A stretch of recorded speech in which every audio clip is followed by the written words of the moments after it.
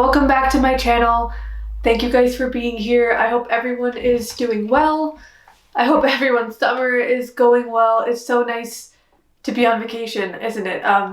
But I'm afraid I have some really bad news for you. We have to go back to school. No, I'm kidding. I had you there for a second.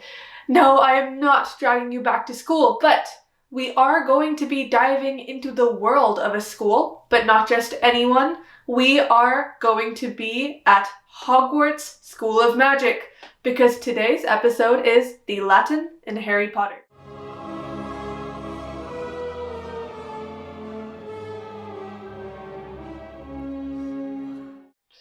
Before we get started, I just want to say super quickly, I am aware of the controversies surrounding the series at the moment.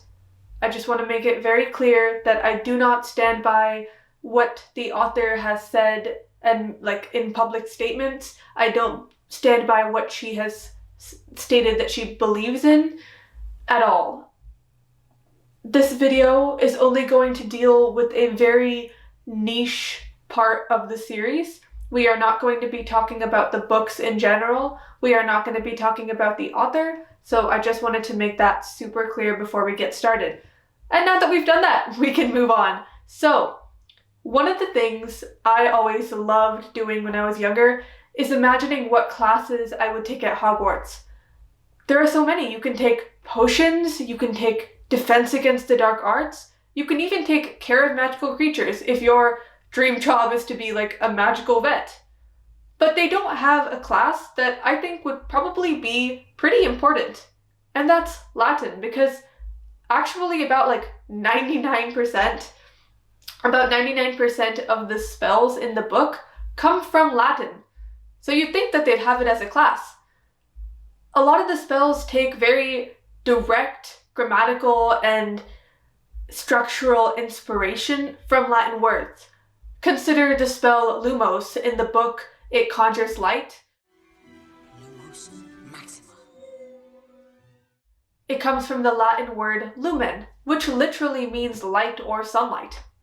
Some of the other spells, don't take as direct of a connection, but they still definitely take inspiration from different Latin words. I think two of them are coming to mind, the first one being Wingardium Leviosa.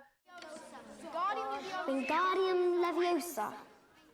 If we split it up into its parts, Ardium and Leviosa come from Latin, Ardium from the Latin word ardus, which means lofty or high.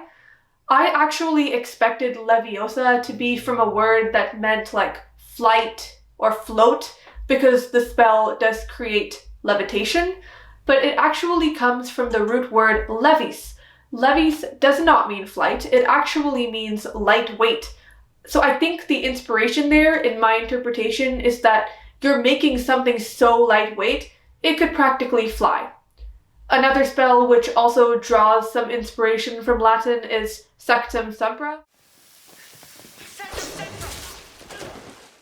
Sectum is from the Latin word secco, which means severed or cut. Makes sense, the spell does create gashes. Sempra, on the other hand, isn't directly a Latin word, but personally I think it takes inspiration from the word semper, which means always or long-lasting, if you know the phrase semper fidelis, always faithful, because even though it's not exactly the same word, there's enough connection in the meaning that I think it makes a lot of sense. So my point being, you can really see how Harry Potter has used Latin as a basis for its system of magic. So if you've read Harry Potter, guess what? You actually do know some Latin. Anyway, like I said, I hope you had a good time, and I hope to see you next time for our next video, which is going to be a really fun topic: why Latin is a vulgar language. I hope to see you then, but until then, bye!